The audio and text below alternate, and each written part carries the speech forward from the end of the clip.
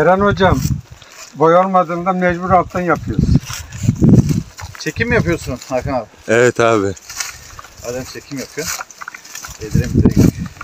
Değerli arkadaşlarım, merhabalar. Ne yaptık biz geçenlerde? Trilyelerin birinci elini bitirdik. Şimdi ise Edremit'lere başladık. Edremit'leri de tarakla indiriyoruz. Kesinlikle sırık ya da makine vurmuyorum ben. Bunlar bizim çubuktan Edremit'lerimiz. Madem kamera açıldı ben aşağı ineyim. Gel abi, rahat olsun, gel. Hoppa. Şimdi çubukta Edremit'leri yağ vereceğiz arkadaşlar. Biz bunları toplayacağız. Tam ne zaman oluyor arkadaşlar? Biz çok siyah bekletmiyoruz ya da kıra olmasını bekletmiyoruz. İçi sarımtırak olduğu zaman en kaliteli, yani sızma çıkar. Şimdi yaklaşık bir 150-200 tane çubuktan Edremitlerimiz var. Geçen biz zeytin alım yerinde ne oldu? Abimizin biri ağaçlarımız kesinlikle meyve yapmıyor diye bin ağacını aşılayacağım mı dedi Orhan amca. Keseceğim dedi, aşılayacağım dedi. Trilleri. Aşılayacağım dedi. Biz de diyoruz ki bizim her sene çubukta Edremitlerimiz meyve yapıyor diyoruz. İnanmıyor, büyük ihtimal YouTube'dan bu videomuzu izleyecektir bizim. Bunun arkadaşlar dilinden anladığınız zaman bu çubuktan Edremitler her sene size meyve yapar. 17 yaşında, 17-20 yıl önce arkadaşlar bu bölge Türkiye'nin birçok yerinde arkadaşlar bir seferberlik vardı. Çubuktan Edremitler dikildi ve şu anda herkesin eline ayağına bulaştırıldı. Bu bahçede biz 3 yıl önce ilk budarken Hakan abimizle şikayeti meyve vermemişti. Eren hocam bunları istersen aşıla demişti. Hatta birkaç ağaca aşı yaptık. Şu anda aşıyı durdurdu. Çok güzel meyvelerimizi de alıyoruz. Değil mi Orhan amca? Evet. Geçen sene siz çok şahit oldunuz. Bu sıralardan kaçar kasa aldık? 1,5-2 kasa. Geçen sene 2 kasa falan. Ortalaması 2 kasa. Bu sene de arkadaşlar 17 yaşında bu şekil. Hakan abi bir ağacın ortasını gösterir misin? Bir dağılımı. Bir içine doğru gideyim. Ağacın gövdesinin bir dağılımını bir gösterelim arkadaşlara. Bu sene meyvelerimiz var Allah'a şükür. Şöyle. Verin abi siz bana. Hoppa. Şuradan baktığınız zaman nasıl bir taç görüyorsunuz? Ağacın tamamen liderle arkadaşlar bağlantı tamam. Yani 1, 2, 3, 4 dal. Bakın kesinlikle arkadaşlar ne bir hastalık var ne buruşukluk var. Bir tanenin büyüklüğünü. Evet. Tanenin iriliğine bakın. Ablalardan biri diyor ki biz bugün trilye mi topluyoruz diyor. Eren hocam. Bunlar arkadaşlar seçilmiş değil bakın. Bunlar Eren hocam, Edremit, çubuktan Edremit. Bu Edremitler sanki trile gibi büyük ya. Bunun Değil sebebi mi? ne böyle? Aslında piyasada şu Edremitleri yapacaksın da yağ daha kaliteli oluyor. Yani Edremit şu anda benim gördüğüm dünkü trillerlerden daha büyük. Eren hocam sana bir sorum var ya. Tabii sonra. Şimdi biz biliyorsun ben Nevşehirliyim. Zeytini biz burada gördük. Yani zeytini yıllardan beri hazır yiyoruz. Ama Evet. toplamayı, her şeyi burada gördük. Bir de seninle gördük budamasını, toplamasını, bize yol gösterdiğin için sana ayrıca teşekkür ederiz. Şimdi en kaliteli yağı nasıl yeriz yani? Bir de bu var. Şu anda sizin yaptığınız bu aşama tamamen elle toplamanız, dipleri karıştırmamanız, tam bu aşamada sarı olum döneminde toplamanız, oradaki belli bir aşamalardan geçmeniz sizin sızma olarak yemenize sebep oluyor. Şöyle bizim dizemlerimiz var. 0-1 dizem arası, yani 0,8 dizem arası biz buna sızma yağı diyoruz. Yani tamamen organik. Evet. Kesinlikle asit yok. Şu anda sizin geçen sene yağlarınız da 0,3 yani 0,5 aşağısı, yani 100 gramdaki miktar anlamına, oleik asit miktarı anlamına geliyor. Bu bizim asit. Bu evreleri tamamlarsanız abi sızma yersiniz. Ha yok ben dipleri toplayacağım derseniz. Hayır, ben kaliteli yağ yemek istiyorum. Ya da zeytin sineğine, vuruklarına kaptırdıysanız eğer, bu sizin asitli çuvallara koymuyoruz. Kasalara koyuyoruz. Olabildiğince hava alıyor. Yani de bir gün bekliyor. Ertesi gün yağını çıkarıyoruz. Eğer ki sizin zeytin vuruğuna yakaladıysanız ve döküldüyse iç kurduğunda asit derecesini yükseltir ve çuvallarsanız o asiti yükseltir. Yani de beklerseniz yükseltir. Müşterinin borularda atıklar kaldıysa yükseltir. Gibi bir sürü aşamalar. Ama siz şu anki bu aşamalarınız tamamen sızma zeytininizi elde edeceğiniz anlamına geliyor. Şimdi ben 35 seneden beri İzmir'deyim. Ben Nevşehir'den İzmir'e geldim. Biz normal zeytinyağı alırdık arkadaşlardan, işte Bergama'dan, Ala'dan, Şarşan'dan, Dikili'den. Hep koku olduğundan dolayı hanımlar, çocuklar yemezdi. 3 yıldan beri oğlum burayı aldı. 3 yıldan beri yağ Bana yiyorlar şimdi. Yani bana yiyoruz. O kadar kaliteli ve sıfır asit, koku namına bir şey yok. İç. Normal su içer gibi iç. Şu anda yanelerde dip fiyatları çok düşük olduğu için ne yapacaklar bazı akıllı vatandaşlar? Bütün yağ dipleri toplayacaklar, kurtlu dipleri toplayıp piyasada 40-50 liraya satacaklar. Bu sefer de sizin sızma yağınızın önüne geçecekler. Bu Hani çok hilesi Marmara hurdası Birlik çok olacak bu 20 sene. lira herhalde dip olarak açıkladı. Şu anda kuraklık da olduğu için ortalama 5,5-6 kiloda bir yağ verecekse 15 lirada sıkma bedeli dersek 10 lirada çiftçinin karı dersek eğer 5 litrede bu demek oluyor ki 120 TL'den arkadaşlar 120 TL'den aşağıya kesinlikle ürünümüz satılmaz anlamına geliyor. Tamam, zeytinli olmayıp sadece tüketiciler belki bize kızabilir ama arkadaşlar yani inanın her şeye %200 %300 zam geldi. Bırakın da çiftçi kazansın. Balık zeytin de normal. Buradan da lafınızı bölüyorum Orhan amca bir saniye. Yani buradan da çiftçilere benim mesajım şu anda piyasada tüccar bir şekilde bütün yağları toplayacaktır. Ve elinizdeki bütün yağları alıp bütün piyasadaki fiyatı tek belirleyecektir. Yerinizde olsam Haziran'a kadar yağımı satmam. Bekletirim. Her türlü önümüzdeki zaten bu kadar verimli bir meyve olmayacağından yağlar 2 katına çıkacak. Nasıl ki geçen sene tarih 30 liraya açıklayıp bu sene 70 liradan kapattıysak bu sene de 100 liradan başlayıp bir sonraki yılda 150 liradan kapatacağını düşünüyorum arkadaşlar. Yani sahip çıkın, nasıl ki 3 ay boyunca zeytinize sahip çıkın dediysek işte güzel fiyatlara satıyorsak yağınıza da dikkat edin. Malınızı koruyun. Muhakkak bugün olmazsa yarın değerlenecektir. Yemek molasına geldik arkadaşlar. Bu trilyeleri 1-2 gün sonra yağlık olarak toplayacağız. Yağmur yağmayınca zeytinleri kandırıyoruz şu anda. Yağmurlama yapıyoruz. Yalan da olsa. Hakan abi faydası oluyor mu böyle yapraktan? Abi inan ki çok faydası oluyor. Evet. Yani bazıları bulaşıktı, tam sulama sistemi ayarlı değildi. Evet. Canlandı. Topraktan verdim, o kadar canlanmadı. Çok verdim hem de. Ama yapraktan böyle vurdum mu böyle 5'er dakika akıtıyorum abi. Ağaçlar Geldiğinde- inandınız mı yağmur yağdığına? Ama İnanmış bak, bunlar. buruş buruştu. Bak şimdi nasıl oldu. 2 gün Evet. Eğer ki bu bahçede arkadaşlar yağmur yağmış olsaydı, bunları hep birinci el topladık. Yağmur yağmış olsaydı ağaç başı 60-70 kilogram duble 1-2 mal bekliyorduk. Şu anda malımız birinci el toplandı. İkinciler ise birazcık böyle siyahlaşmasını Geliyoruz. bekledik. Gül oynaya hasatımızı yapıyoruz arkadaşlar. Orhan amca. Evet. Hadi gel bakalım. Allah. Oh. Şuraya bak maşallah. Arkadaşlar Şuraya bak. Sanki denizden hamsi çıkarıyor mübarek. Allah. Bak aynen. He? Aile denizden hamsi çıkarırlar ya bizimki de Orhan aynı. amca haydi. Hiç mi oynamayı bilmiyor? Devrilecek şimdi bak.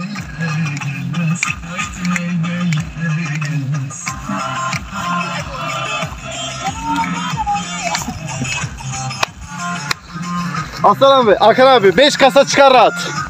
5 değil 6. 5'se yakarım bunu ya. 7. 6'dan aşağı olmaz. Gel Hakan abi. Şeyi gösterelim.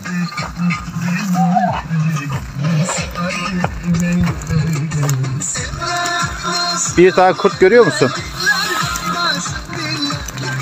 Dün 4 kiloda bir çıktı arkadaşlar ya. Dur şu sofrayı bir çekeyim. Alsana. Al peynir. Hangi? Arkadaşlar bizim aslında iş bahane, yemek şahane. Yani tarlada çalışmanın en güzel yönü şöyle oturup şu nefis kahvaltılardan doğa eşliğinde yiyebilmek. Aslında herkesin evinde olan şeyler, önemli olan ortamda yiyebilmek. Değil mi Hakan abi? Neredeydin, kimle yedin? Değil mi? Ve kimle yediğin çok önemli. Allah. Arkadaşlar ne yaptık şimdi biz? Edremitleri topladık. Bir ağacımız kaldı. Şimdi onu da toplayacağız. Orhan amca bu ağaçta kaç kasa çıkar diyordun? Valla bu ağaçta 4 veya 5, 6. 5 mi? En az 6 abi. 5 dakika sonra bakacağız şimdi bak. 6 kasa. Bir bitsin. 5 ben 6 dolu dolu 6 diyorum bakalım artık. Ben 7,5 diyorum. Yok o kadar olmaz. Hadi birazdan bakacağız göreceğiz. Evet arkadaşlar harcımızı topladık. Ve en başında videolarımızda 6 kasa diyorduk ve şu an tam 6 kasa çıktı. Hakan abi Allah bereket versin abi. Demek ki ağacın çok büyük olması önemli değilmiş arkadaşlar. Bu ağacımız da arkadaşlar trilya ağacımızdı. Bizi bayağı büyüyordu. Yaklaşık bir 2 kasa mal çıktı sadece bu ağaçtan. Ve meyvelerimiz hepsi yağa gidiyor. Görüyorsunuz çok güzel meyveler. Yağ çıkarıyoruz. Dün tarttınız Hakan abi. 4 kiloda bir verdi yağımız. Şu an kasasını zaten göstereceğiz. Ve ağacımız arkadaşlar hiç yorulmamış gibi görüyorsunuz. Önümüzdeki yıla da meyvelerine hazır. Meyve gözlerimiz de bizim hep bunlar. Şimdi hasattan sonra güzel bir uygulamalar yapacağız bu ağaçlara. Sizlere de anlatacağım. Bu arada bu ikinci yağ verilecek. Yağ çıkarılacak.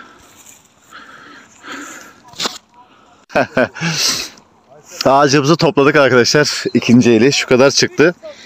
Hakan abi ne diyor biliyor musunuz arkadaşlar? Bu ya bak abi. Yani diyor ki hayatında böyle bir şeye şahit olmamış insan der ki başka yazgılardan getirdiler. Bunun üstüne koydular. Öyle 2 kasa yaptılar zanneder ama. bizim takipçilerimiz az çok bizi biliyor Hakan abi. Şunu 2,5 kasa çıktı arkadaşlar bunda.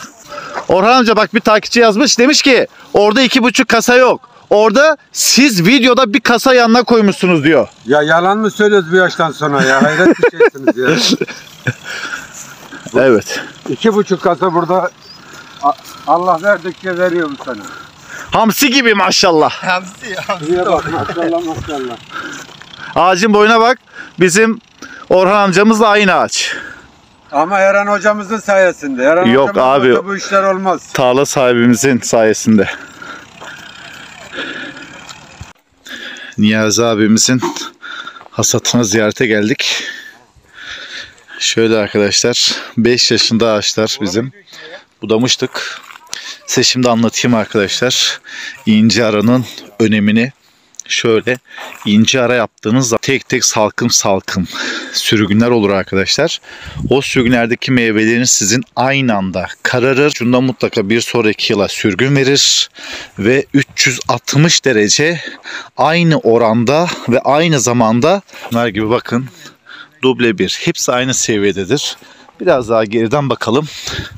Bakıyoruz ki ağaçlarımız arkadaşlar bir top şeklinde. Hemen diğer ağaca da gelelim. Yani tek elde arkadaşlar karardı bunlar. 5 yaşında bu yıl ilk defa meyvemizi alacağız.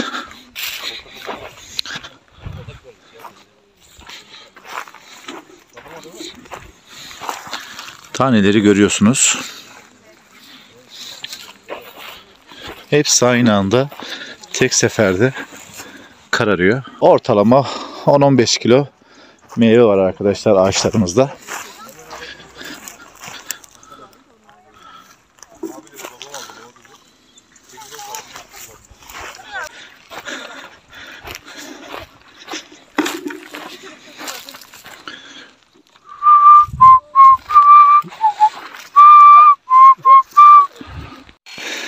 Değerli üreticilerim, ağaç başı 70 kilogram alacağımız bahçenin hasatına geldik.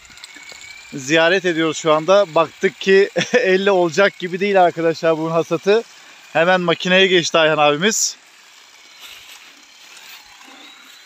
1,5 çuval şunun gibi arkadaşlar meyve çıkıyor bunlarda. Çünkü bildiğiniz gibi değil arkadaşlar. Çok fazla meyve var ağaçlarda. Elle toplanacak gibi değil. Ondan makineye başladı. Ayhan abi nasıl makineyle? Tarak sistemi değil de abi çengel sistemiyle nasıl olurdu? Ya, tarak olurdu, geç olurdu. He, şimdi takipçilerimiz soruyor hep böyle.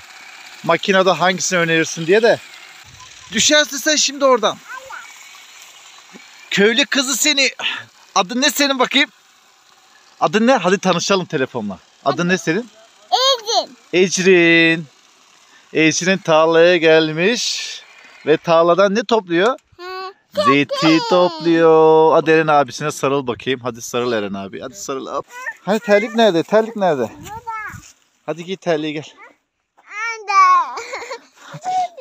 Hadi hadi. Ağaç başı bir çuval mı çıkıyor böyle abi? 1,5 çuval. Bu çuval kaç kilo abi? Geliyor. 60 kilo vardır bana. Yani 70 kilo, 75 kilo zeytin. Bunun kartı çıktı. Hadi gel. Kartı çıktı. Şimdi arkadaşlar başlıyoruz makinenin kullanımına. Bunlar çengel sistemi arkadaşlar. Ben bunu daha çok öneriyorum.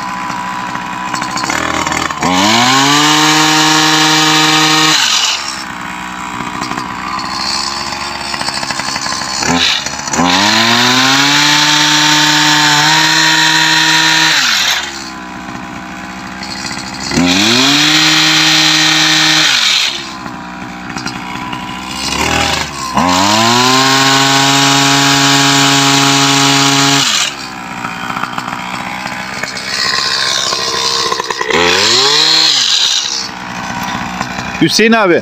Evet. Bir durur musun abi? Şu an bunun dezavantajı ne abi? Bu makinenin ele göre ya da diğer makinelere göre, tarak sistemine göre. Dezavantajım. Aynen. Dezavantajı 11,5 kilo. 11,5 kilo. Tabii bunun fiyatı da iyi. Geçen sene almıştınız. Ben Evet. iyi hatırlıyorum. Ne kadar almıştınız? 16,5. 16,5 almıştı arkadaşlar. Şu anda 30 lira rahat var. Şöyle tabii bunu kullanabilmek için şöyle söyleyeyim size. Mutlaka ağacınızın şekli çok iyi olmalı. Ağacı bir çek. Şu ağacı çek abi. Şimdi şöyle dalları şey böyle nasıl- bir goble olmalı ki. Sen de göstersin değil mi? Tabii beni de göstersin. Hani Böyle bir şey olmalı ki. Metin bir bak orasını yaklaşık- göster gebiri. Genç sen tutar mısın bir onu? Gel. Geç buraya gel. Yani Güneş şuralardan arkadaşlar o çengel Hüseyin abi bir yaklaştır mı? Burayı tutturur musun? Tutturabilecek dallarınız olması lazım arkadaşlar. Evet. Görüyorsunuz. Tutturuyor. Şu dallara bakın. Yani tamamen yani bir de unutmayın ki arkadaşlar yeni arkadaşlarımız hep şey yapacak bizim. Yeni araziler kuracaklar, yeni zeytinlikler. Mutlaka arkadaşlar öyle bir şekil verin ki ağaçlarınıza. İleride biliyorsunuz artık işçi bulunmayacak. Bu sene bile arkadaşlar ciddi anlamda sıkıntılar var. İşçi problemleri. Ağaçlarınızı mutlaka dikerken 10 yıl sonrasını, 20 yıl sonrasını düşünerek şeklini oluşturun. Çünkü ileride makine kullanabilmek için. Ben burada yazıyorum arkadaşlar 5-10 yıl sonrasına kadar işçi bulunmayacak. Ne yapacaksınız? Her şey makineleşeceği için arkadaşlar ağaçlarınızı ona göre budamanız lazım. Mesela şunu bir göster genç. Eğer gelişi güzel budarsanız arkadaşlar makineyi bile kullanamazsınız. Ya bu arada hep böyle tutturmalı olması gerekiyor. Tarak sistemi de bir saat önce bir bahçeye gittik arkadaşlar size gösterdik. Tarak sisteminde biraz daha sürgünler kırılıyor. Eğer ağaçlarınız biraz daha şekli güzelse bir şöyle kancayla tutturabiliyorsanız arkadaşlar şekliniz ben şu makineyi size öneririm arkadaşlar. Yani marka vermek istemiyorum. Hepiniz soruyorsunuz hocam hangi marka diye. Yani 2 çeşit var. Daha doğrusu 3 çeşit var arkadaşlar. Tabii çok büyük arazileriniz varsa eğer gövdeden oturtmalı arkadaşlar titreşim. İkincisi de tarak sistemi arkadaşlar. Üçüncüsü ise çengel kanca sistemi. Ben kanca sistemini öneriyorum. Çünkü kanca sistemi benim bahçelere uygun bir şekilde kullanımı sağlıyor. Öbür türlü işçiyle Hüseyin abi kaç günde yapılır, kaç saatte yapılır? Diyelim ki bir işçiyle 1 saatte yapılacaksa makineyle 3'e katlıyor, 4'e katlıyor. şu anda sadece kendisi, hanımı ve çocuğu tarlada. Öbür türlü işçi soksa çok fazla arkadaşlar. Bugün maliyete baktığı zaman 250 liradan aşağı değil. Tamam işçi de kazansın diyoruz Ya ama işçi yok zaten. işçi yok. Yok. Birkaç yıl sonra bulamayacaksınız arkadaşlar. Ben mesela Akhisar'a girdim 3 yıl önce. 2 soruyla girdim. 2 soruyla çıktım. Şöyle Türkiye'nin bütün hasatçıları gelse Akhisar'da hasat biter mi? Türkiye'nin bütün budamacıları gelse Akhisar'da budama biter mi? Sorusunu yönelttim kendime ve halen daha soruyorum yani. Ciddi sıkıntı. Bu bölge her tarafı bir 10'ar dekar yer ve çiftçi kesim olduğu için bir şekilde işini götürüyor. Emin olun arkadaşlar 5-10 yıl sonrasına kadar işçi problemleri artacak. Onun için ağaçlarınızı şekillerini makina girecek şekilde ayarlamanız lazım. Yani o da ne oluyor? Şekli olacak ki arkadaşlar çengelle hiçbir makina o ağacı size sirkelemez arkadaşlar. Yani budamanın ne kadar önemli olduğunu bir kez daha altını çiziyorum arkadaşlar. Kesecek bakayım değil mi? Diyoruz. Bu kadar diyoruz arkadaşlar. Başka bir ilde, başka bir ilçede görüşmek üzere. Kalın sağlıcakla.